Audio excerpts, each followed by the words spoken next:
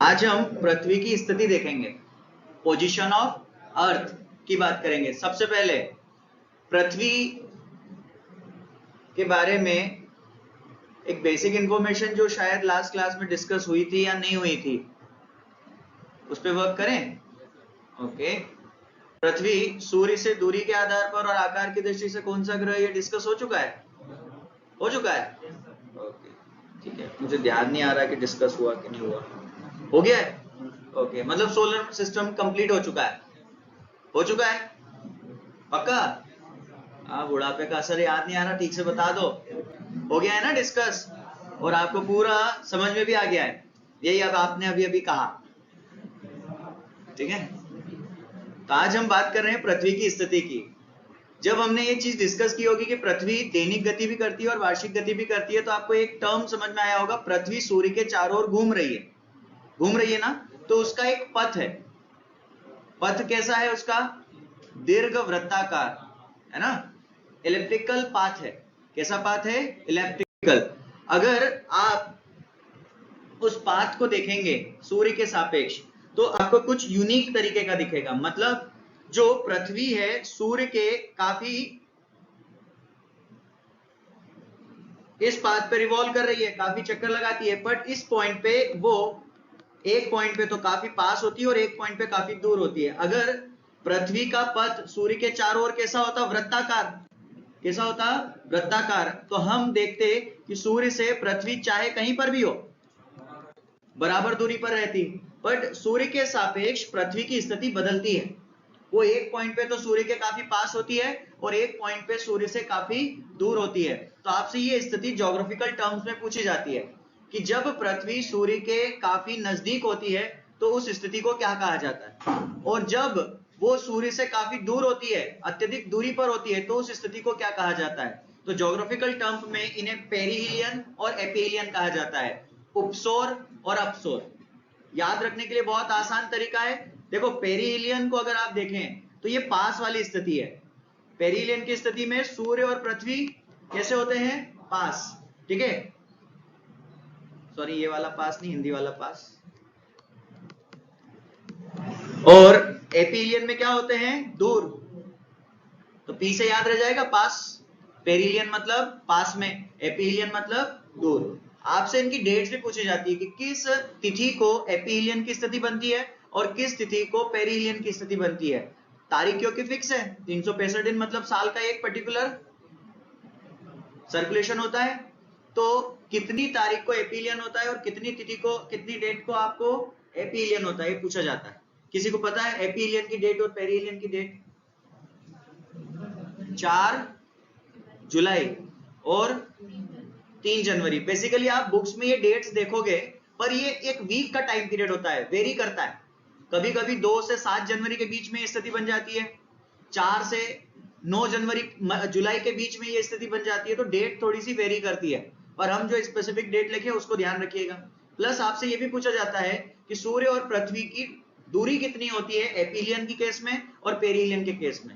औसत दूरी तो आपने पढ़ रखी है। औसत दूरी कितनी है? 14.9 करोड़ किलोमीटर, इतनी है। एयू कहते हैं इसे हम। क्या कहते हैं? एयू, खगोलीय दूरी, एस्ट्रोनॉमिकल यूनिट। ये औसत दूरी है सूर्य और पृथ्वी के बीच की। आज हम न्यूनतम दूरी और अधिकतम दूरी पे बात करेंगे। तो कितने केसेस हैं? 2। किसके सापेक्ष देख रहे हैं अभी पृथ्वी की स्थिति?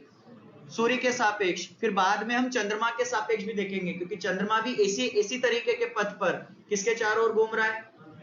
पृथ्वी के चारों ओर घूम रहा है। यहां तक कोई कंफ्यूजन? तो सबसे पहले दोनों टर्म्स को रिलेट करें। तो सूर्य के सापेक्ष हम एक देखते हैं एक स्थिति जिसमें सूर्य और पृथ्वी के बीच की दूरी जो है वो न्यूनतम हो जाती है, सबसे कम रहती है। सबसे पास रहता है सूर्य पृथ्वी के, कब? पेरिहिलियन की स्थिति में, उपसौर की स्थिति में सूर्य और पृथ्वी के बीच की दूरी न्यूनतम रहेगी, minimum distance between the sun and the earth. ये दूरी आपसे एग्जाम में पूछी जाती है। तो पेरिहिलियन के टाइम पे डिस्टेंस कितनी हो जाती है? 14.7, 14.7 करोड़ किलोमीटर डिफरेंस है। एवरेज डिस्टेंस कितनी थी? 14.9, उससे कम हो गई है। ओके, और ये हम ऑब्जर्व करेंगे 4 जुलाई को। पेरिहिलियन की स्थिति, उपसौर की स्थिति कब बनती है? 4 जनवरी, है ना, सॉरी 4 जनवरी। अब आपके मन में एक डाउट आ रहा होगा, ठीक है, आ रहा है कि नहीं आ रहा है? आ रहा है कि 4 जनवरी को तो ठंड पड़ती है। अगर हम सूर्य के उस समय सबसे पास में होते हैं तो गर्मी पड़नी चाहिए ना पृथ्वी पर, तो पड़ती है, भयंकर गर्मी पड़ती है। पर पड़ती है भयंकर गर्मी कहां पर? दक्षिणी गोलार्ध में। कहां पर? दक्षिणी गोलार्ध में। हम रहते हैं उत्तरी गोलार्ध में, तो वो प्रभाव जो है ना पेरिलियन का प्रभाव, हम ऑब्जर्व नहीं कर पाते। सदर्न हेमिस्फीयर में पेरिलियन की स्टेज में आप देखेंगे कि गर्मी बहुत ज्यादा होती है। ओवरऑल हमारे यहाँ जब गर्मी होती है तो टेम्परेचर कितना जाता है? 50-45 की रेंज में रहता है, 55 तक टच कर जाता है। कहां पर? दक्षिणी गोलार्ध में, जब वहां गर्मी पड़ती है। जनवरी में पड़ती है वहां गर्मी, उल्टा सिस्टम है। अपने यहाँ जब ठंड रहती है, दक्षिणी गोलार्ध में क्या रहती है? गर्मी। और जब वहां गर्मी रहती है, अपने यहाँ क्या रहती है? ठंड। ये आगे हम समझेंगे, इस प्रभाव को भी समझेंगे। तो उपसौर से रिलेटेड ये 3 फैक्ट्स आपको याद रखने हैं। स्थिति कैसी है, दूरी कितनी है, और किस तारीख को होता है। फिर ऐसे ही आपको देखना है क्या? अपसौर को, एपीलियन। एपीलियन में क्या होता है? अधिकतम दूरी होती है, मैक्सिमम डिस्टेंस होती है। किसके बीच में? सूर्य और पृथ्वी के बीच में। और ये डिस्टेंस हो जाती है 15.1 करोड़ किलोमीटर, बढ़ जाती है। 14.7 थी, अब कितनी हो गई? 15.1। ओके, और ये हम ऑब्जर्व करते हैं 4 जुलाई को। एपीलियन की स्थिति कब बनती है? 4 जुलाई, मतलब जनवरी का फर्स्ट वीक और जुलाई का फर्स्ट वीक, इन दोनों स्थितियों के लिए सुटेबल रहता है। इसको देखा जा सकता है, इस फिनोमेना को ऑब्जर्व किया जाता है। अलग अलग होती है डेट्स, बट एग्जाम में अगर डेट आएगी ना तो इन्हीं के आसपास आएगी, वर्क कर लोगे।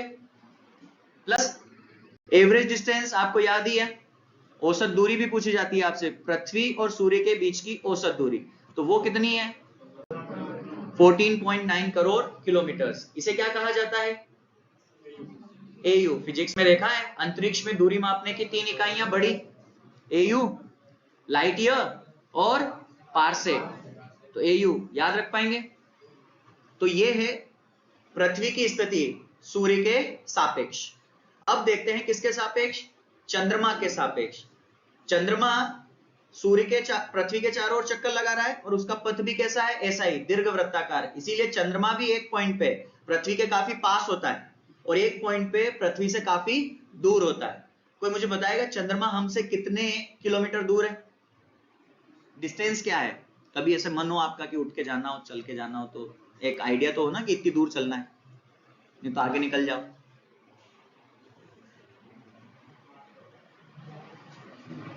पांच करोड़? नहीं, कम है उससे। 3600 ही? 4.25 क्या होता है? पहले तो ये बताओ। अच्छा, 3,75,000। हाँ ठीक है, बस आगे इतने 3,84,000, मतलब लगभग कह दो 4 लाख किलोमीटर। लगभग कितना? 4 लाख किलोमीटर दूर है चंद्रमा हमसे। तो अगर आपको जाना है तो इस हिसाब से यात्रा की प्लानिंग कीजिएगा। पैदल जाओगे? पाँव पाँव। तो अब देखते हैं चंद्रमा के सापेक्ष पृथ्वी की स्थिति। देखिए, वहां पे हमने कहा था एपीलियन और पेरिलियन, यहां पे भी इंटर रिलेटेड टर्म है, बट इन्हें कहा जाता है पेरिजी और अपोजी। पेरिजी मतलब पास, अपोजी मतलब दूर। कोई डिफरेंस? मतलब याद करना मुश्किल है क्या? नहीं है ना। पेरिलियन मतलब पास, पेरिजी मतलब पास। पेरिलियन था ना, पेरिजी तो पास पास, और एपीलियन और एपोजी मतलब दूर दूर। उपभू कहते हैं, अपभू और उपभू हिंदी में। तो सबसे पहले पेरिजी, उपभू की स्थिति क्या होती है? जब सूर्य और अच्छा पृथ्वी और चंद्रमा के बीच की दूरी क्या रहती है? न्यूनतम रहती है ना। जाग रहे हो ना, छोटी छोटी आंखें हो गई है। ओके, तो पृथ्वी और चंद्रमा के बीच की न्यूनतम दूरी को क्या कहा जाता है? उपभू, पेरिजी। अब इस स्थिति में दूरी क्या रहती है, डेट क्या रहती है, ये फिक्स नहीं है, ये चेंज होता रहता है। लगभग 4 किलोमीटर से कम रहती है और 4 किलोमीटर से ज्यादा रहती है। पर जब ऐसा होता है ना कि चंद्रमा पृथ्वी के काफी पास आता है, तो इस फिनोमेना को हम हमारी आंखों से ऑब्जर्व करते हैं। जब चंद्रमा पृथ्वी के दूर या पास होता है, सॉरी सूर्य पृथ्वी से दूर या पास होता है ना, तो हम इतना ध्यान नहीं दे पाते कि क्या फर्क पड़ा। पर जब चंद्रमा पृथ्वी के पास होता है और दूर होता है तो इस फिनोमिना को हम डायरेक्टली ऑब्जर्व कर पाते हैं। ठीक है, देखो जब पेरिजी की स्थिति होगी ना, उपभू की स्थिति होगी, तब आप जब चंद्रमा को देखोगे ना तो वो 40% ज्यादा चमकीला और 15% अधिक बड़ा दिखाई देता है। कितना प्रतिशत ज्यादा चमकीला? 40% और 15% ज्यादा बड़ा दिखाई देता है जब चंद्रमा पेरिजी की स्थिति में आता है पृथ्वी के सापेक्ष। इस चंद्रमा को हम फुल मून नहीं कहते हैं। जब चंद्रमा दिखाई देगा ना पूर्णिमा को, तो जनरली उसे फुल मून कहते हैं। हम उसे फुल मून नहीं कहते, हम उसे कहते हैं सुपर मून। क्या कहते हैं? Super moon. हर साल सुपर मून दिखाई देता है। इस साल कब दिखाई देगा नोटिस कर लीजिएगा। मैं आपको एक इमेज दिखा रहा हूं, देखो ये है सितंबर 2017 की एक इमेज पूर्णिमा की। ये चंद्रमा दिख रहा है आपको, ये फुल मून है। अब इसी को आप कंपेयर करो सेम स्केल पर अगले महीने जब पूर्णिमा आई तो उसको रिकॉर्ड किया गया, पर वो लकीली पूर्णिमा कैसी थी? सुपर मून वाली। तो चंद्रमा ऐसा दिखाई दिया, तो ये पास आ गया। चंद्रमा कहां आ गया है? पास। तो ये है सुपर मून, बड़ा दिखाई देता है। देख लो आप, 40% ज्यादा बड़ा, मतलब ज्यादा चमकीला, और 15% ज्यादा बड़ा दिखाई दे रहा है। ठीक है, याद रहेगा सुपर मून क्या होता है। सुपर मून जब पेरिजी की स्थिति में चंद्रमा कहां आ जाता है? पृथ्वी के काफी पास आ जाता है। फिर अपोजी क्या होता है? उल्टा पेरिजी का। जब चंद्रमा कहां होता है? पृथ्वी से दूर होता है, तो उसका कोई प्रभाव ऐसे हम ऑब्जर्व करते नहीं है। तो पृथ्वी और चंद्रमा के बीच की अधिकतम दूरी को क्या कहा जाता है? अपभू, अपोजी। तो इन चारों टर्म में कोई कंफ्यूजन तो नहीं है? पक्का?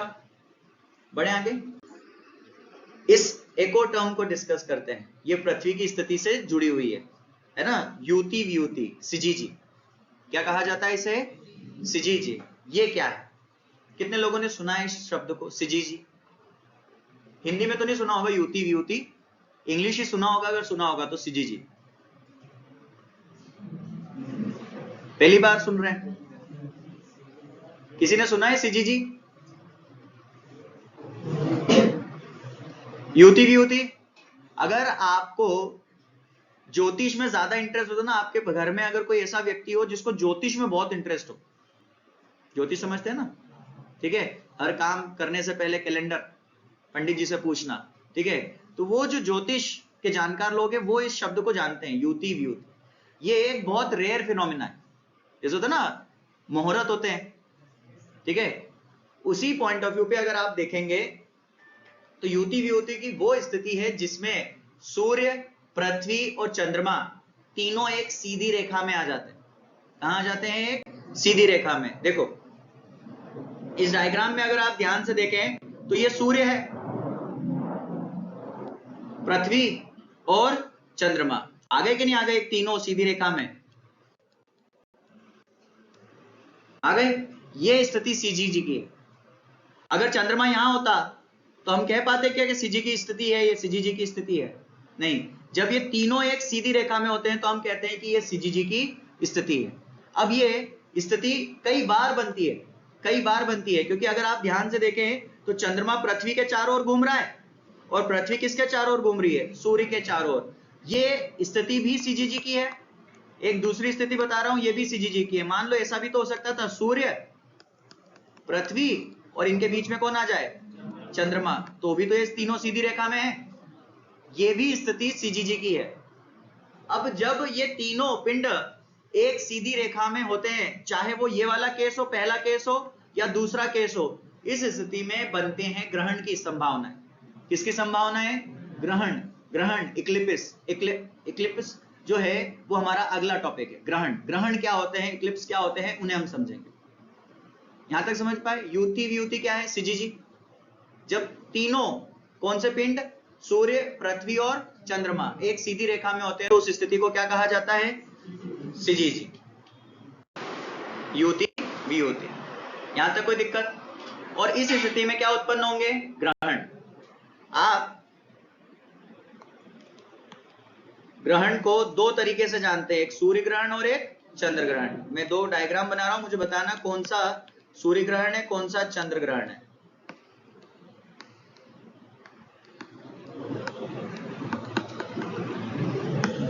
चलिए, पहला केस और दूसरा केस। पहला क्या है? सूर्य ग्रहण।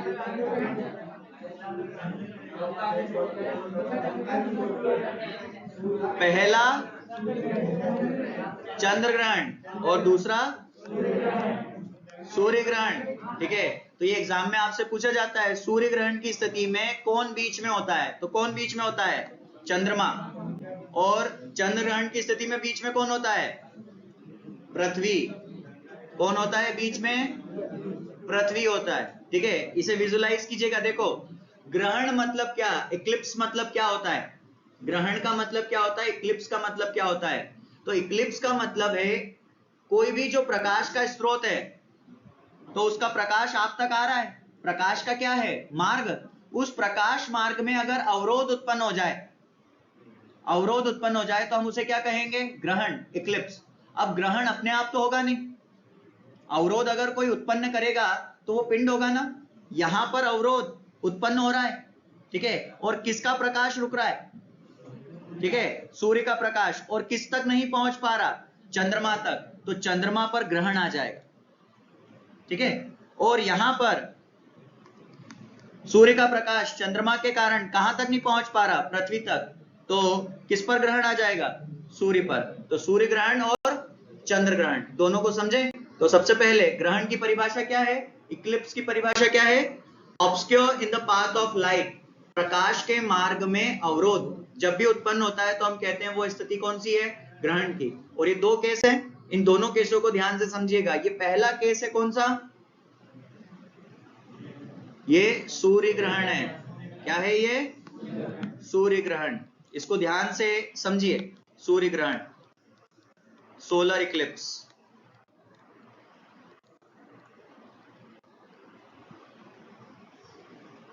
अब जब भी सूर्य ग्रहण होता है, ठीक है, पूरी पृथ्वी पर एक साथ नहीं होगा, ये चीज तो ध्यान रखना, क्योंकि आकार मैटर करता है। यहां चंद्रमा इतना बड़ा नहीं है, इतना बड़ा नहीं है कि सूर्य के पूरे प्रकाश को रोक दे।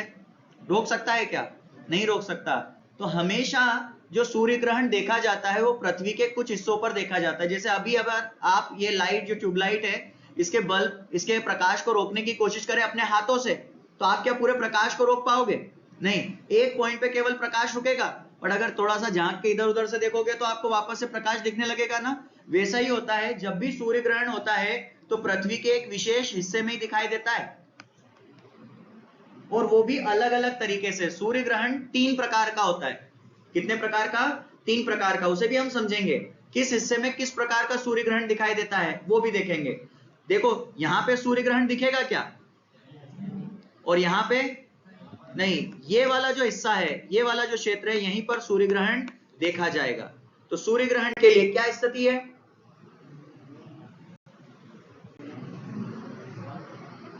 सूर्य और पृथ्वी के बीच में कौन आ जाए?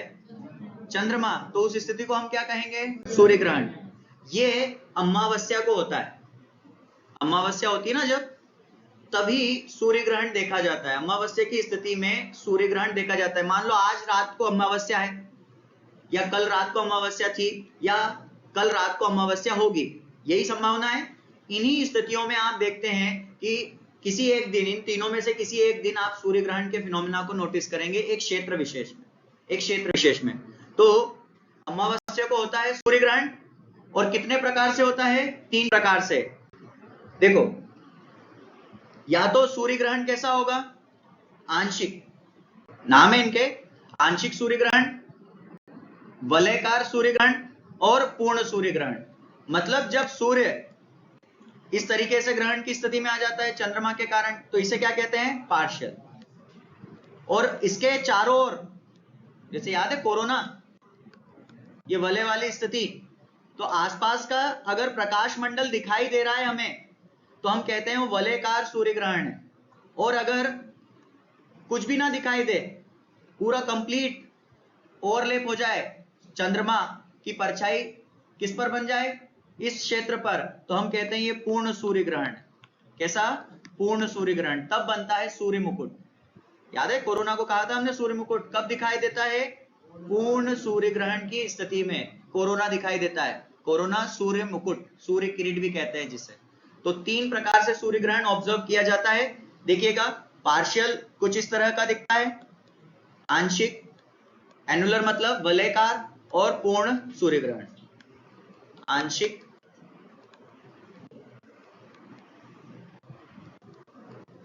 वलयाकार और पूर्ण सूर्य ग्रहण। ठीक है। अब एक और चीज आप नोटिस कर रहे होंगे, थोड़ा सा यहाँ पे शेडो को देखना ध्यान से। इस डायग्राम में अगर आप नोटिस करें तो ये जो हिस्सा है बिल्कुल सेंटर वाला, यहीं पर नोटिस किया जा सकता है पूर्ण सूर्य ग्रहण। ये जो हिस्सा है ना, आसपास का क्षेत्र जहां पर कम कालापन है, यहां पर कैसा सूर्य ग्रहण होता है? आंशिक। तो आपसे पूछा जाता है आंशिक सूर्य ग्रहण का क्षेत्र क्या कहलाता है? पूर्ण सूर्य ग्रहण किस क्षेत्र में देखा जाता है? तो देखो 2 टर्म है, पेनुम्ब्रा और अम्ब्रा लिखा हुआ है, पेनुम्ब्रा और अम्ब्रा। अम्ब्रा कौन सा क्षेत्र है? जहां पर पूर्ण सूर्य ग्रहण देखा जाता है। और पेनुम्ब्रा कौन सा क्षेत्र है? जहां पर आंशिक सूर्य ग्रहण देखा जाता है। तो पेनुम्ब्रा उप छाया क्षेत्र, यहां पर क्या नोटिस किया जाता है? आंशिक सूर्य ग्रहण। और अम्ब्रा क्षेत्र जो होता है, प्रछाया क्षेत्र, यहां पर देखा जाता है क्या? पूर्ण सूर्य ग्रहण। ठीक है। 2 तरीके से याद रखिएगा, पेनुम्ब्रा को और अम्ब्रा को। एक तो पूर्ण सूर्य ग्रहण का क्षेत्र है जहां पे पूर्ण सूर्य ग्रहण दिखाई देता है, और एक जहां पर आंशिक सूर्य ग्रहण दिखाई देता है। और ये रेयर फिनोमिना है जो कहीं पे भी आपको दिखाई दे सकता है। तो सूर्य ग्रहण कितने प्रकार से? 3 प्रकार से। और कब, और मतलब किस स्थिति में? जब चंद्रमा आ जाए बीच में, अवरोध उत्पन्न करे। और कौन सा दिन होगा उस दिन? अमावस्या, अमावस्या की स्थिति में। ऐसे ही चंद्र ग्रहण जब होता है ना, तब पूर्णिमा होती है। चंद्र ग्रहण जब होता है तब क्या होती है? पूर्णिमा। प्लस एक चीज और याद रखिएगा, एक साल में आप देखेंगे जनरली 2 सूर्य ग्रहण तो होते ही हैं। अधिकतम कितने हो सकते हैं? 5। न्यूनतम 2 तो दिखेंगे ही दिखेंगे। जैसे इस साल भी कितने सूर्य ग्रहण होंगे? 2। पर अधिकतम कितने हो सकते हैं? 5। जब ये 5 सूर्य ग्रहण वाला साल होता है ना, तो कहते हैं कि कोई ना कोई राक्षस वगैरह ऐसे व्यक्ति का जन्म होता है। बलि वगैरह का कॉन्सेप्ट देखा होगा ना मूवी वगैरह में, सूर्य ग्रहण की स्थिति में बलि देते हैं। तो कुछ आध्यात्मिक पहलू जुड़े हुए हैं इसके, पिशाचों वाले। सूर्य ग्रहण अच्छा होता है कि बुरा? बुरा मानते हैं ना, सूर्य ग्रहण में बाहर नहीं निकलते। ऐसे कहते होंगे, आपके भी घरों में सुना होगा, सूर्य ग्रहण है आज तो बाहर मत निकल जाओ, कि नहीं सुना? तो सूर्य ग्रहण को अच्छा नहीं मानते। सूर्य ग्रहण को क्या मानते हैं? नेगेटिव। नेगेटिव एनर्जीज एक्टिव हो जाती हैं जब सूर्य ग्रहण होता है, ऐसा माना जाता है। तो अगर आप बाहर निकल रहे हो तो हो सकता है कोई ना कोई नेगेटिव एक्टिविटी, मतलब नेगेटिव एनर्जी आपके शरीर में क्या कर जाए? प्रवेश। देखिए, सूर्य ग्रहण की अवधि, अगर सूर्य ग्रहण है, सूर्य ग्रहण है तो कितने समय के लिए होगा? सूर्य ग्रहण 7.5 मिनट के लिए ऑब्जर्व किया जाएगा मात्र। और इसका एक क्षेत्र होगा, 260 किलोमीटर के क्षेत्र में ही ये फिनोमिना देखा जाता है। उसके आसपास आप देखोगे तो फिर वेरिएशन आ जाएगा, बहुत थोड़ा सा सूर्य ग्रहण दिखेगा। ये देखो, हो सकता है आप 260 किलोमीटर की रेंज में से बाहर जाओ तो आपको इतना सा भी सूर्य ग्रहण दिखाई दे सकता है। ये भी ग्रहण है और बहुत आंशिक है। तो सूर्य ग्रहण से रिलेटेड ये पॉइंट याद रखिएगा, साल में 2, अधिकतम 5, समय 7.5 मिनट, और क्षेत्र कितना? 260 किलोमीटर का। अब आते हैं लूनर इक्लिप्स पे, चंद्र ग्रहण।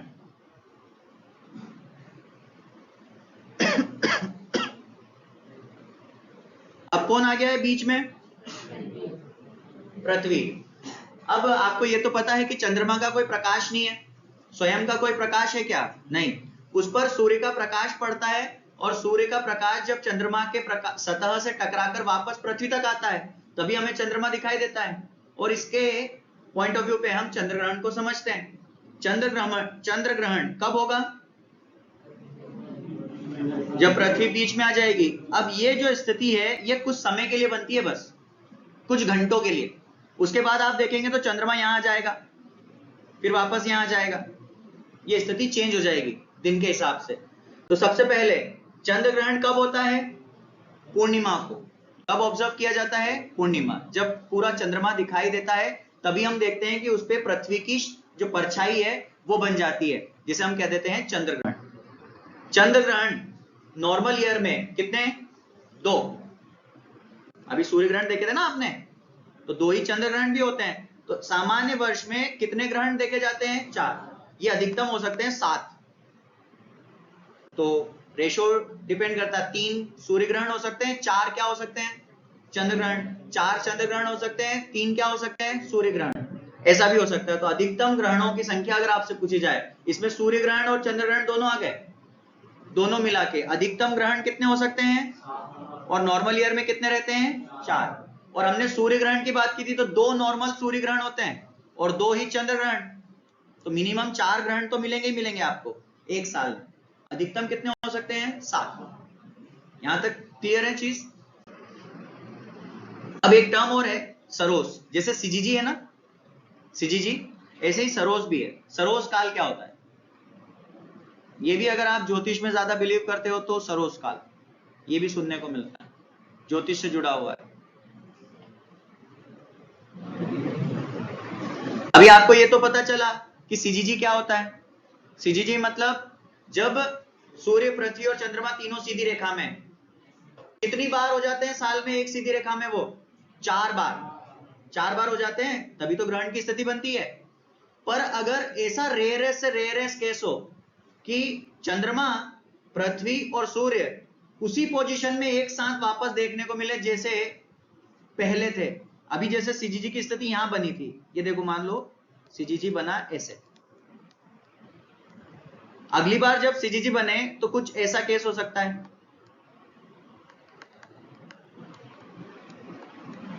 इनकी पोजीशन ये, ठीक है, ये ऐसे बनी, ये घूम रहे हैं ना इसके चारों ओर, तो यहां घूम के आ रहे हैं। बट अगली बार जब ये केस रिपीट होगा, ये वाला केस रिपीट होगा, तो जरूरी है क्या कि ये इसी स्थिति में हो? जरूरी है क्या? थोड़ा सा ऊपर नीचे भी तो हो सकता है, यहां पे भी तो हो सकता है। पर हम कह रहे हैं कि जब बिल्कुल यही का यही केस रिपीट हो जाए, ये भी यहीं पे, ये भी यहीं पे और ये भी यहीं पे हो, इसी पॉइंट ऑफ व्यू पे हो, तो ये जो टाइम पीरियड होता है ये होता है सरोस काल। और ऐसा 18 साल में एक बार होता है। कितने साल में? 18 साल में। बहुत रेयर फिनोमिना है। 18 वर्षों का होता है सरोस काल, जब ये पिंड वापस से उसी पोजीशन में होते हैं जिस पोजीशन में रहते हैं। जैसे सोलर सिस्टम में आपने एक सिस्टम सुना है ना कि भाई सभी ग्रह किसके चारों ओर परिक्रमा कर रहे हैं? सूर्य के। तो ऐसा हो सकता है क्या?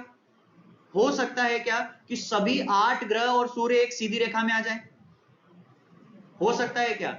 हो सकता है। प्रोबेबिलिटी है इसकी, है कि नहीं है? है।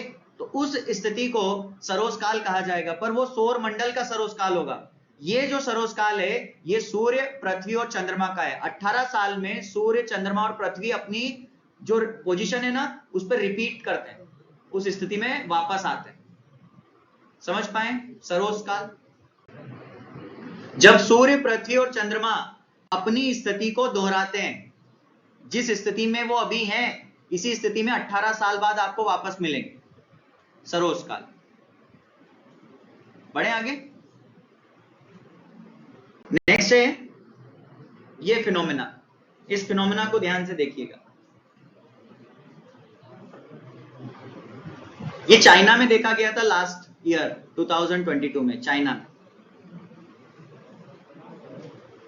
देखो कितने सूर्य दिख रहे हैं आपको? कितने सूर्य दिख रहे हैं? 5 दिख रहे हैं?